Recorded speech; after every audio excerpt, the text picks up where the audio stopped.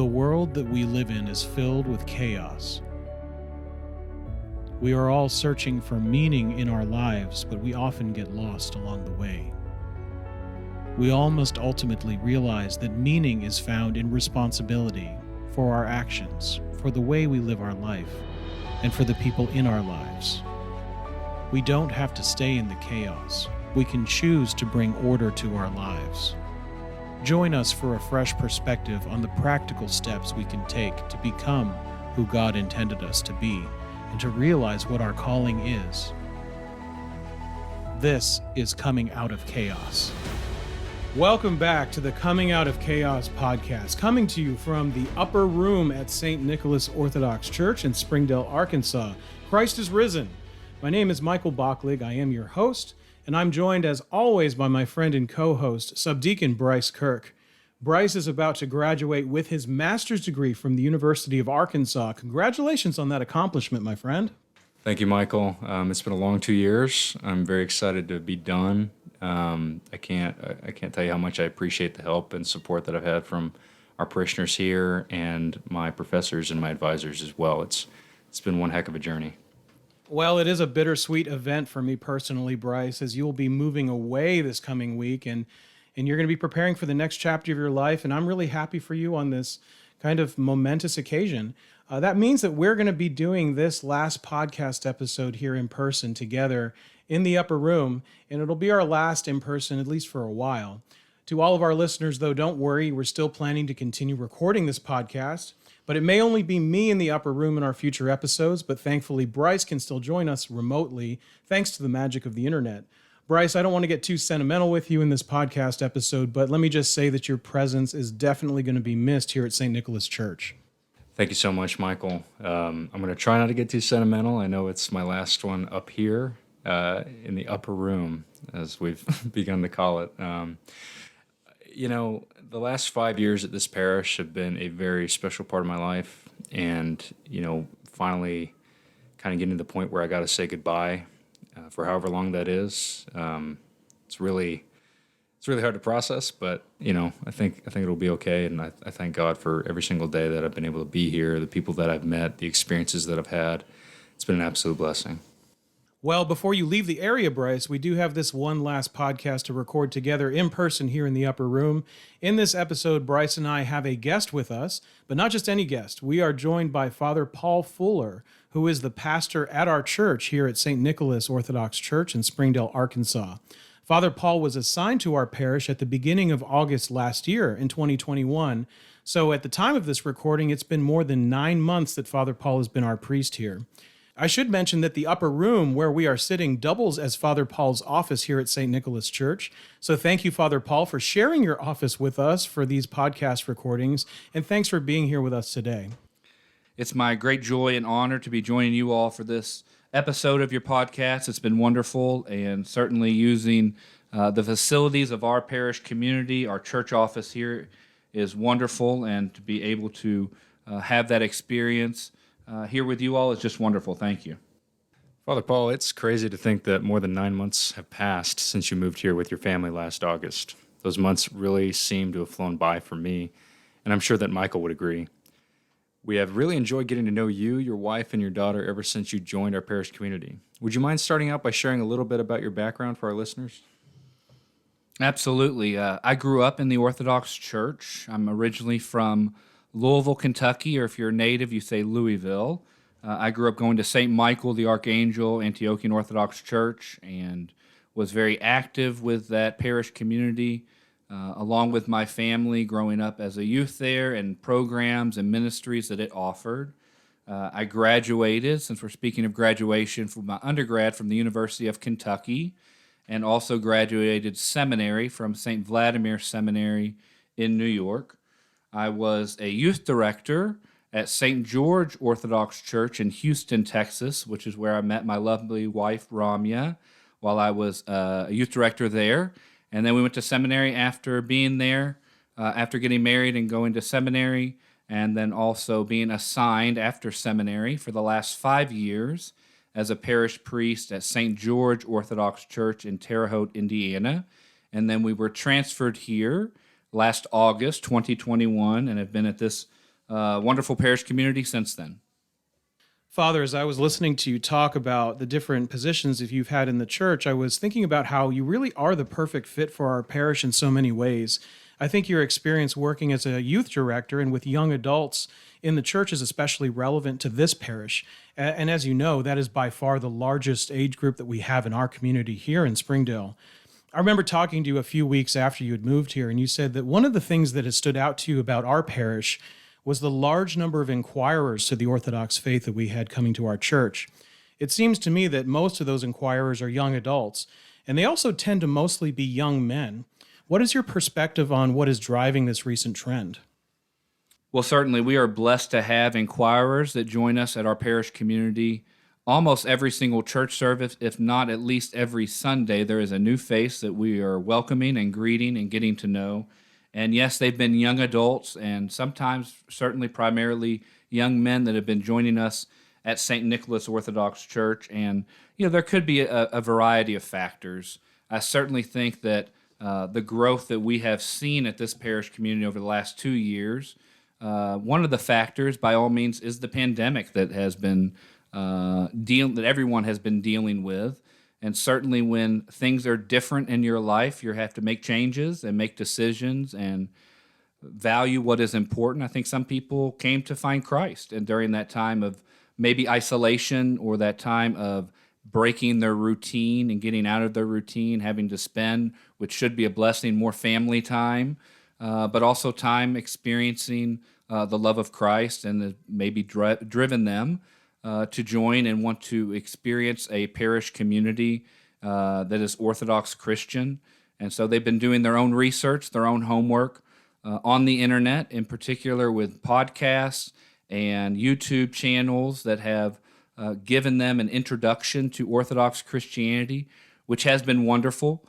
It is no substitute, however, for being a participant in a parish community. And so they learn about it on the computer, and then they need to show up in person now that all the restrictions have been lifted and we're kind of getting back to normal. It might be a new normal for us. And so somebody that wasn't joining or wasn't maybe taking their faith seriously is going to do so now. And so in particular, young adults, we have many that are joining us from our church. We are in a college, have a large campus, the University of Arkansas, near us. And so that is a thriving school, and it can be a thriving ministry for young adults that are students going through the university to join us here, whether they're from the area locally or whether they've come to the University of Arkansas from afar to experience and find their faith while they're in college. Thank you for your perspective, Father. That's really good to hear, coming from a priest, because Michael and I have discussed this, amongst ourselves, and just seeing a lot of young men, a lot of young people in general coming to our parish, and, mentioning the University of Arkansas. That's where I attended my undergrad, and that's where I'm getting my graduate degree from. And I found the church while in college. And so seeing a lot of other young men with the similar perspective that I have, it's beautiful to see, really. So one of the major themes that we've talked about on this podcast, Michael and I, has been the importance of mentoring, especially within the church. And I can imagine that you've had a lot of great mentors over the years, especially considering how active you've been in the church. Would you mind talking about some of your experiences with your mentors and comment on the value of mentorship in the church? Absolutely. So I grew up in the Orthodox faith, and thanks be to God for my family that were willing to take me to Teen Soyo events and to go to summer camp at the Antiochian village. They were a driving force, literally driving us to activities that happened at our church. My parents, my grandmother was very active in my spiritual life growing up, and there are many others. I'm just highlighting a couple of them. I had a wonderful parish priest, Father Alexander Addy, for almost 30 years at St. Michael's. Sadly, he has reposed in the Lord, but he still was a great figure in my life and many other people at that parish community, and also when he went on to be dean at St. Tikhon Seminary, being able to influence a new generation of church leaders, whether they be ordained or not. I have had the experience of hearing many stories from other people about how Father Alexander Addy has influenced their life and offered mentorship, which is wonderful. And so it could be somebody in a ordained position. It can be a family member, and it could be someone that you grow up with in the church. And I think that's an important concept, not just to look for those that you are a blood relative with. If I can offer one story that sticks out in my head, the first time I read the epistle was when I was 12 years old for the Nativity Liturgy for Christmas. And a gentleman by the name of Merrick Simon, now Deacon Merrick Simon, who runs OCF for all the jurisdictions here in the United States and Canada. He's a former parishioner of St. Michael's. He was someone who took me under his wing to help me prepare and prep me to read the epistle for not just being nervous of being 12 and a young man, but also the highlight of the Nativity. And so he was someone who spent time with me a month in advance, letting me train, if you will, and letting me practice reading the epistle. And so that's something that's always stuck with me as an example of mentorship. I don't even think I've even thanked him for it since then. I'm going to be reaching out to him for sure. But that's just one example. So it's important to find men and women, but in particular, we've been talking about the young men of different ministries of the church to make sure that our older gentlemen can offer a helping hand, can use their years of experience to show those that are younger, to kind of help us with some of the trappings that might be present, and also to give us a good idea and a way forward. That's a really wonderful response. Thank you, Father. A lot of the young men who are coming to the Orthodox Church these days, and I'm sure you've noticed this, a lot of them are coming from a place where they didn't have a father. Some of them are products of divorce or have been in situations where they had an absent father. From your point of view, what are some of the benefits that these men will receive when they get plugged into a parish community with a healthy brotherhood of men, such as the one that we have here at our church at St. Nicholas? Sure, I think we are experiencing, in particular with our inquirers, that they might be coming by themselves. They might be coming with no family, certainly joining the church on their own. And sadly, they might have grown up in what society calls a broken home without sort of the father figure being present or other brothers being present. And so they're yearning. They're longing for some sort of connection, but something that's healthy, something that is balanced, and something that is God-driven. In particular, when we talk about the men of a parish community, they're looking for service opportunities. They're looking to dive deeper into a spiritual and prayer discipline. And so it is imperative that we have brotherhoods, whether officially recognized in the church or unofficial gatherings, that those men can dive into and gain new friendships and new perspectives and help them on their journey into a relationship with Jesus Christ, which is ultimately what we're all after. Thank you, Father. That was really insightful.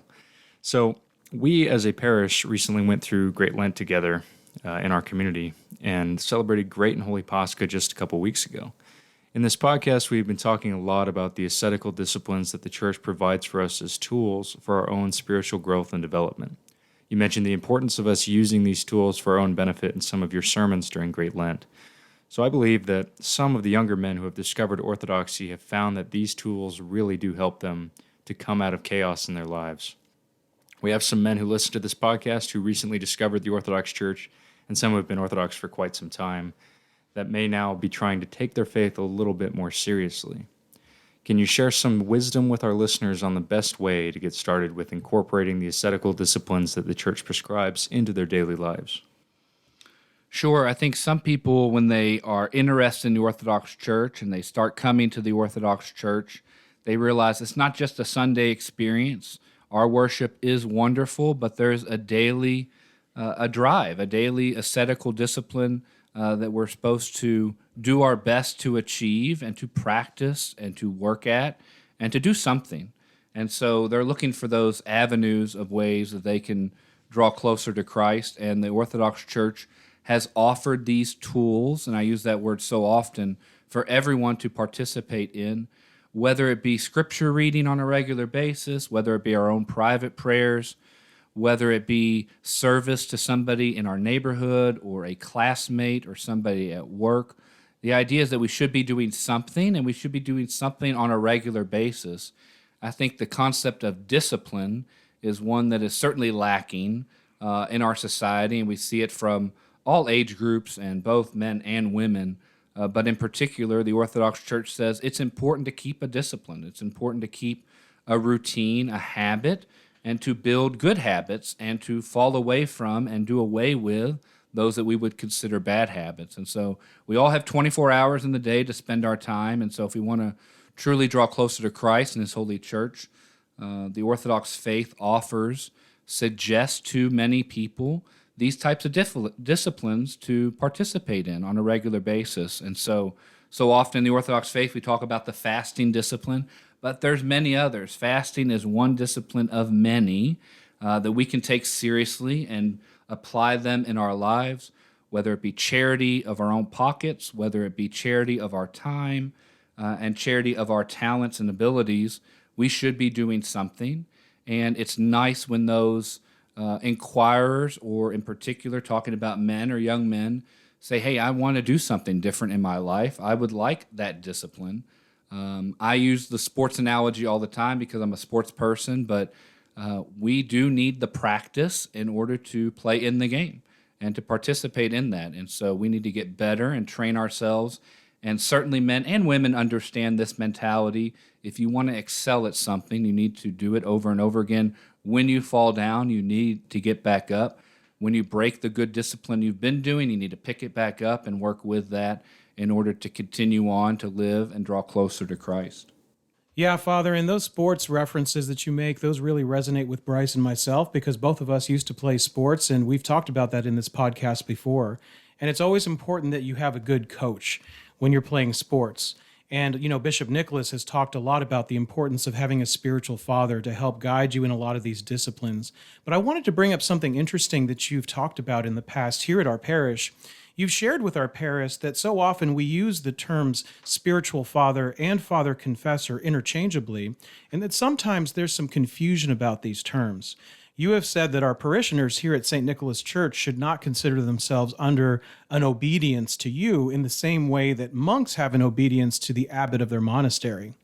Sometimes people have a lot of zeal for the Orthodox faith, especially early on when they discover it, and they may have an idealized view of the monastics when they first come into the church. Can you help clarify the proper relationship that we should have with our parish priests and how it differs from the monastic communities? Absolutely. I think that's a great point to bring up, the idea that there are differences in relationship with those that are mentors of that mentality, those that are spiritual guides for those that are drawing closer to Christ. We don't want to do this alone. We should not do this alone. And the Orthodox Church has a variety of people that have been entrusted with the care of children. And whether we use that mentality of somebody of the age of children or everybody, spiritual children. And so, but there is a distinction, I think, that is important to make when we talk about the monastic life and parish life. There are monks that are priests, and there are priests that live in a parish community that have such high ascetical disciplines as the monastics do, but that's not always the case. And so we need to make that distinction clear. It's fine to use the words interchangeably, father confessor and spiritual father, but somebody who goes to a monastery, they make a decision. They go freely and make a decision to put themselves under an obedience to someone who is well trained in the faith, and they live there. And so they are told what to do, the regimen each and every day, the structure of a monastery. Yes, they have their own certain prayer lives and prayer rules, but those are given in consultation with an abbot of a monastery or their father, confessor, or spiritual father at a monastery. It functions a little bit differently in a parish community. No one is under an obedience to a parish priest. I often use the word that the church suggests. I say suggests over and over again because, yes, I have been trained in the seminary and I've grown up in the church. And so, yeah, I am called and empowered to offer the wisdom of the church, but we offer them as suggestions. Those that are struggling with something, they can take the suggestion or not. And so they can utilize them to their best benefit.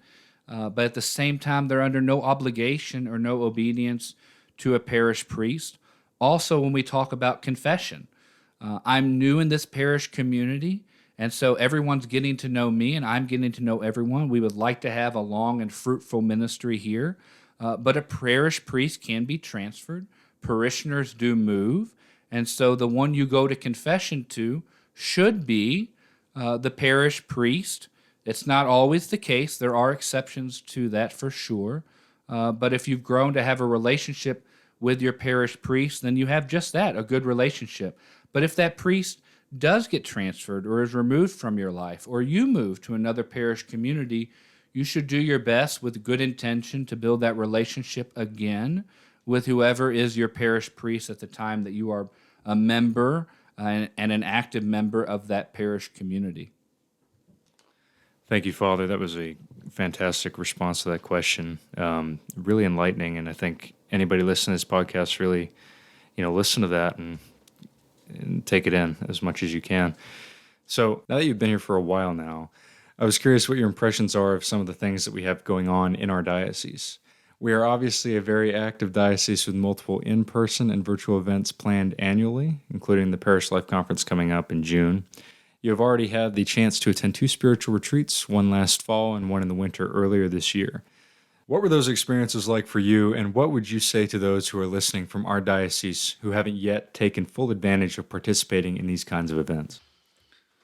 Well, certainly diocesan events are wonderful to attend and participate in. We get sometimes bogged down with parish life that we don't realize that there's a greater Orthodox witness out there. And so it's nice to know that there are Orthodox Christians of the diocese that are of the same age as you, might be going through the same struggles as you, might be looking for friends that take their faith seriously. And so it's nice to make those connections and have and build those relationships. Clergy do the same thing. I'm in an area where there's only one other Orthodox church, and I have built and continue to build a nice relationship with the Orthodox priest, the other Orthodox priest here in town. But it's always wonderful to get together with the brothers of the diocese, to just be in each other's presence. Certainly as a younger priest, to ask them questions, pick their brain a little bit, tell them some of the concerns that I might be having, and hear their wisdom from years of experience, as well to hear from our bishop, Bishop Nicholas, about what his hopes are for parish life and for the diocese, and suggestions and commandments that he offers for our priests to follow along with and to participate in. And so these diocesan events, whether they be virtual or in person, I think we're going to have a good mix going forward. Is something that we should view as an opportunity to participate in, to join in, to say, hey, if I'm going to spend the money to go out of town for something, maybe I should go out of town for something that can be spiritually enriching in my life. If you have children during the summertime, to participate in the Parish Life Conference or these different retreats. By all means, we have a wonderful summer camp for our youth in this diocese, and it's only going to benefit. It's only going to be a benefit in our lives to participate in them. And so I think that's an important factor, knowing that there's a wide variety. They're not business meetings. There are social events that are at these activities and conferences and retreats. Obviously, spiritual events and discussions and conversations that it's just nice to get together with other Orthodox Christians that are serious about their faith, that are living their faith, and get to know them better. You mentioned Bishop Nicholas in your response, and one of the things that I'm most grateful for, Father, in our diocese is the fact that we have a very forward-thinking and visionary bishop. His Grace Bishop Nicholas has embraced using technology in good ways for ministry in our diocese, and I personally feel that we are very blessed in the Diocese of Miami in the Southeast to really be ahead of the curve in a lot of respects. It can be a very tricky thing to use technology in the right way and to have the right balance. What advice would you give to our listeners about how they can have a balanced and healthy approach to their use of technology? Sure, technology, like anything, can be good, could be used for good purposes or bad purposes, but we have to make sure that we're in control and not be controlled by technology. And you can insert any activity into that sentence, but in particular, on this subject of technology, we can use it as a blessing. We can use it as ways that we can communicate to build healthy relationships. One example, I didn't make mention of this before, but when I was the parish priest in Indiana, I was the spiritual advisor for the young adults of that diocese. And when the pandemic hit and we needed to limit the amount of people in church, not only were we live streaming church services, but we were also offering ministry that wasn't in person to young adults that can gather for a Bible study, that can gather for a Q&A. And one that really stuck and kind of took off is having a patristic book study. And so we have continued to do that both in person and virtually. It's nice to have certainly in-person activities, but it's also nice that somebody can, late in the evening, spend some quality time instead of using and just watching television or whatever else, to say, hey, I'm going to participate in something that is live but virtual, or I'm going to listen to a pre-recorded message or podcast or YouTube video that's going to be beneficial. And I think that's the aspect with it. We are glued to our phones. There's no question about it. And there's certainly a conversation to be had about that. But we can still be glued to our phones for some good content. We can make sure that the apps that we have on their phone, make sure we have something that can bring up the Bible when needed, that can bring up some of the prayers that the church uses on a regular basis when needed, and we should make sure that we utilize them on a regular basis in our lives, since we're already using that technology anyway. Absolutely. Thank you, Father. So our diocese was the first one to establish the Antiochian Men as an organization, and that happened about 3 years ago. So Bishop Nicholas founded the Antiochian Men in 2019, and when that happened, we really hit the ground running. Michael and I have noticed that there is a need out there among men, not just in our diocese, but everywhere really, a need for brotherhood with other men. A lot of men feel very lonely and isolated from each other. I think that Amen has really helped give the men a more sense of purpose in the parishes within our diocese, and especially here at St. Nicholas Church. What have been your early impressions of the Antiochian Men as an organization since you first got here 9 months ago? Well, the Antiochian Men as a ministry and organization, it is absolutely wonderful to have in a parish community. We have offered ministry and kind of used the demographics for our youth to minister to them and have our organizations, obviously Antiochian women. They've been normal in parish communities for well over 50 years. But I think more recently, we've realized we need to offer ministry to young adults, both men and women, and also collectively to offer ministry to men as a group, to say that we want to minister to them, and we also want them to participate in ministry as well. And so having come to a parish community that's in a diocese that is making that great effort to say we want to organize, if you will, our men of the parish community.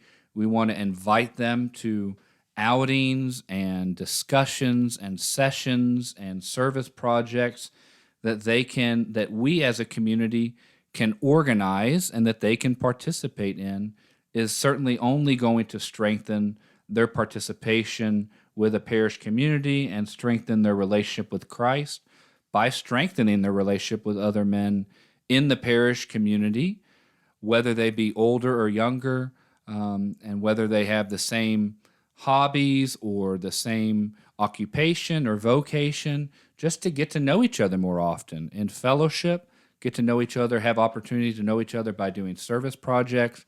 We get together here for breakfasts on a regular basis on Saturday and different activities.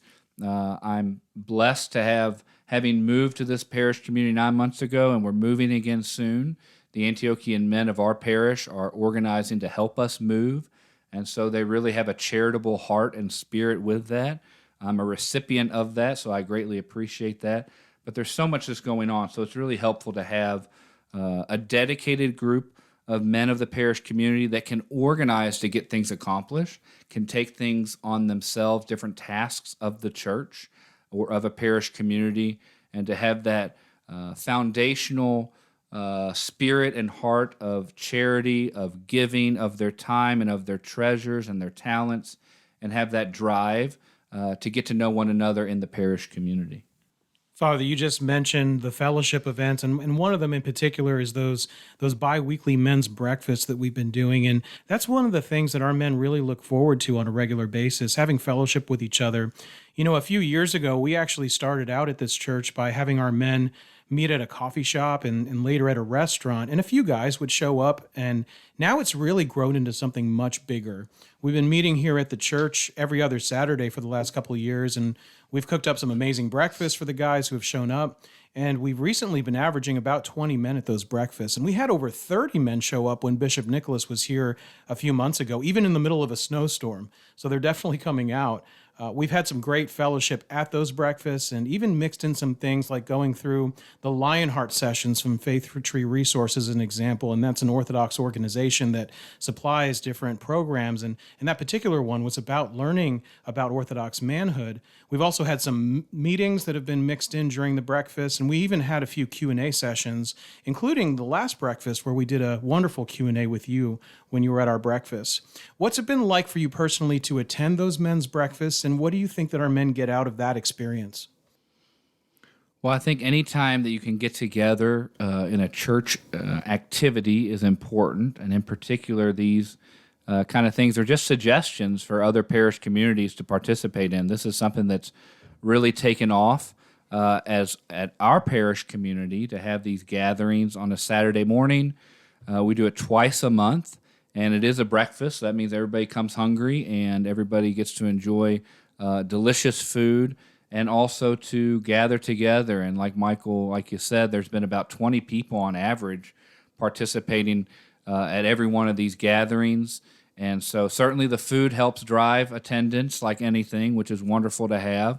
But then they also have wonderful conversations, and you see people circling up and talking to one another and sharing their experiences, getting to know one another, maybe sharing their hobbies and information about themselves, their backgrounds, where they come from, learning about the church as well. A lot of these men that have been participating are inquirers, and they've been joining us, and they get to learn about the faith. This is another way of outreach and ministry to those that are looking to get involved in a parish community and know that a parish community wants their involvement and wants to know them. And so it's really been something that I've enjoyed participating in. I usually offer a Q&A session when we gather, and I'm happy to do so, to field a variety of questions for those that are joining. But there have been set programs and discussions and watching of videos and having conversations about them. The resource that you mentioned from Faith Tree, the Lionheart series, is wonderful, and it was really great to have our men participate in that. And so these programs are available for us to participate in and to utilize in a parish community that might fit for whatever context that is. So it's just been great.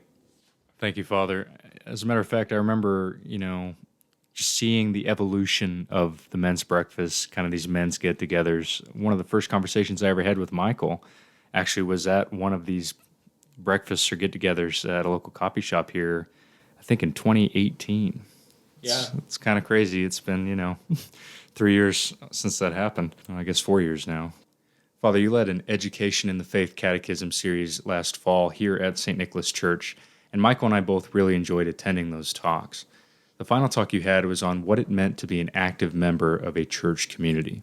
One of the things you talked about was that if someone's focus is only on attending social events and not on any of the worship services, there's a problem. You also said that if someone only comes for the worship services and never comes for the service projects, educational events, and fellowship with the community, then that is a bad example too. Can you share what the ideal balance should be like in your mind for an Orthodox Christian in one of our parishes? Sure. I think the key word there is balance, by all means. We have a variety of things that happen in our parishes, in our parish communities. One thing that distinguishes Orthodox churches, I would say, from others is certainly our concept of worship. We are worshiping beings that want to gather for worship of our good God. And so that is of utmost importance in our parish communities. But there's also other activities that can bring people in.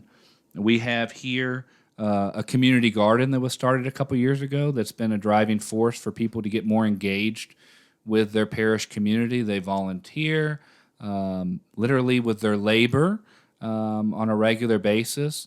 and they also stay for church services when we have it coupled with Vespers or another activity or church service. So that's just one example of that, a mentality of balance. We offer educational outlets for parishioners and inquirers to make sure that they can grow in their faith. It's not just a head knowledge, but we have to experience and know certain things about our faith, what we believe. And so that's an important concept. Also, other aspects such as service projects and ministry to those that are in need go hand in hand with the gospel that is preached on Sunday and what is heard on Sunday and taught throughout the week at these educational things. So we want to make sure we have a good balance, that we are living out our Orthodox Christian faith. And so that balance comes from a healthy balance in the parish community and finding that. There may be programs that we want to start, but we need to make sure that we have enough people in leadership positions to kind of get them going. We also need to make sure that we have people that are learning about being a leader in those positions so that they can take over and have a good rotation so that nobody gets burned out when offering a ministry or when offering a program. So making sure that we participate in that. Even in our worship alone, there's a balance of different jobs, so to speak, or vocations or activities or different aspects of participation.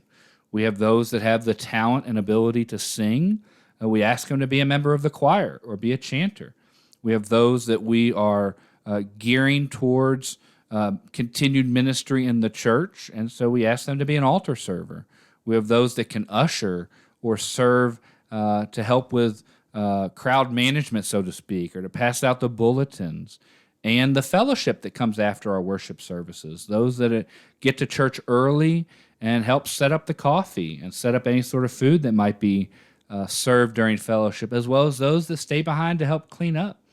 And so we don't want this to fall on just a couple people. It's helpful that we have a good balance of volunteers and also a good balance of activities that people will want to volunteer and participate in. That's a great response, Father. And I remember that talk very well and really did enjoy it, the one that Bryce was mentioning. My favorite part of that talk that you gave was when you were talking about the three ways that we understand our involvement in the church is through our time, our treasures, and our talents. And you mentioned that earlier. I remember one of the first sermons that you gave when you came to our parish was on the topic of the importance of all of us using our talents in the church.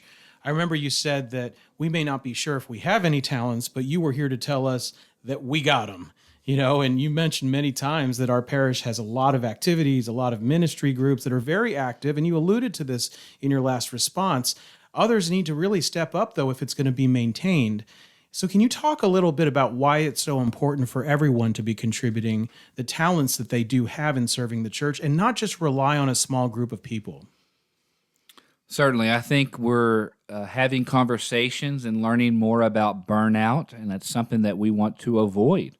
So often we tell inquirers when they join the church, there's a process to join the Orthodox faith. It doesn't mean you learn everything up front, but you dive into that learning experience, and that learning experience should continue once you're a member of the church. But we want things to be sustainable.